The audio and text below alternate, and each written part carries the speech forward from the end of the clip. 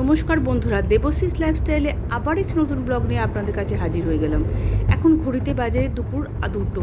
বেরিয়ে পড়লাম বাড়ি থেকে, লাগেজ নিয়ে গুছিয়ে বেরিয়ে পড়লাম। চলুন এখান থেকে যাব সুস্মিতাদের বাড়ি, ওখান থেকে সুস্মিতাদের তুলে একসাথে যাব হাওড়ায়। আমাদের আজকে সন্ধ্যে 6টায় ট্রেন কামরূপ, কিন্তু একটু আগেই বেরিয়েছি, কেন সাঁতরাগাছির যা জ্যাম থাকে সেই কারণে। চলে এসেছি হাওড়া স্টেশনে, সে বেশ খানিক করেই বসে আছি, একটু তাড়াতাড়ি চলে এসেছি। ভগবানের আশীর্বাদে জ্যামটা পাইনি, সেই জন্যই তাড়াতাড়ি চলে এসেছি। আর এত ভিড় হাওড়া স্টেশনে, কোথাও বসার জায়গা নেই।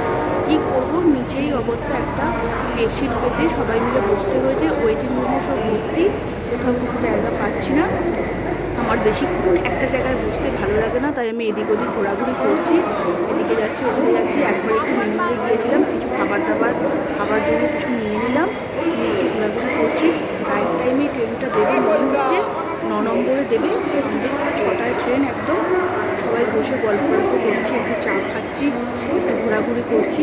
ওরা তো সবাই বসেই আছে, আমার বেশিক্ষণ ভালো লাগে না বসতে। তো এসে গেছে ট্রেন, চলুন উঠে পড়ি।